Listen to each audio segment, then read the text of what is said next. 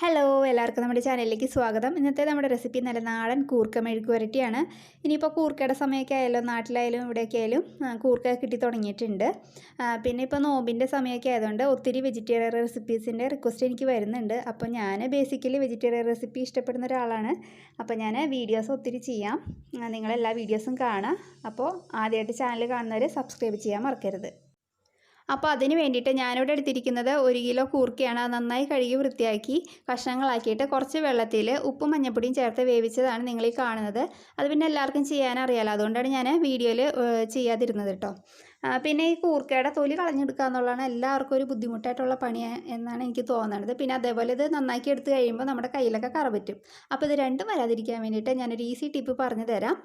നമ്മളിത് വാങ്ങി വന്നതിന് ശേഷം കുറച്ച് നേരം വെള്ളത്തിലിട്ട് വെച്ചേക്കാം. ഒരു അരമണിക്കൂറോ 1 മണിക്കൂറോ നിങ്ങളുടെ സമയം പോലെ വെക്കുക.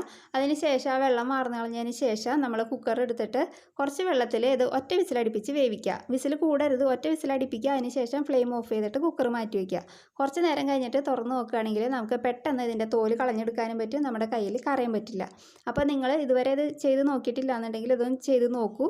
ജോലിക്കൊക്കെ പോകുന്നവർക്ക് നല്ല ഈസി ആയിട്ട് കൂർക്ക നന്നാക്കി എടുക്കാൻ പറ്റും.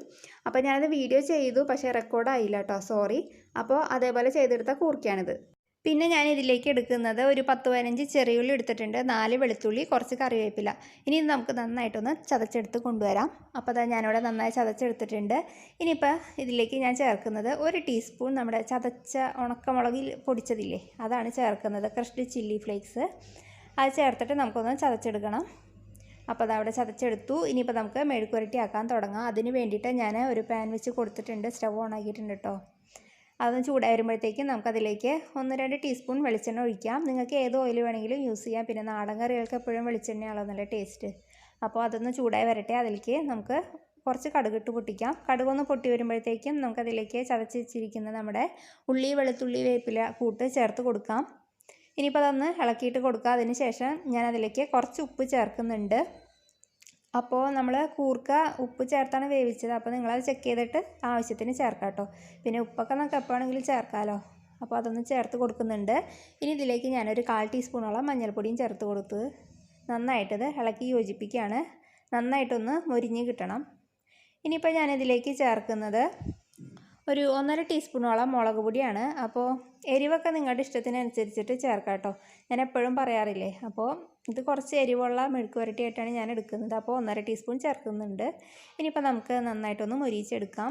അപ്പോൾ അതവിടെ റെഡി ആയിട്ടുണ്ട്.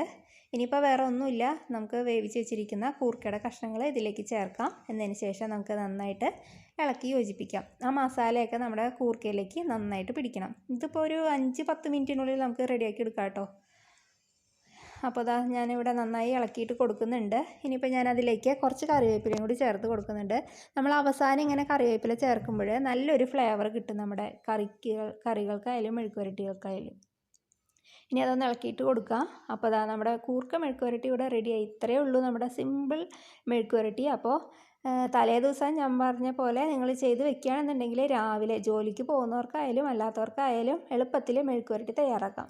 അപ്പോൾ നിങ്ങൾ ഇതുവരെ ട്രൈ ചെയ്തിട്ടില്ല എന്നുണ്ടെങ്കിൽ ആ ടിപ്പ് ഒന്ന് ട്രൈ ചെയ്ത് നോക്കുക. നിങ്ങൾക്ക് എന്തായാലും ഇഷ്ടപ്പെടുന്നതാണ് ഞാൻ വിചാരിക്കുന്നത്. അപ്പോൾ നിങ്ങൾക്ക് ചോറിൻ്റെ കൂടെ വെറുതെയൊക്കെ കഴിക്കാം. അപ്പോൾ നമുക്ക് അടുത്ത നല്ലൊരു വീഡിയോ ആയിട്ട് അടുത്ത ദിവസം കാണാം.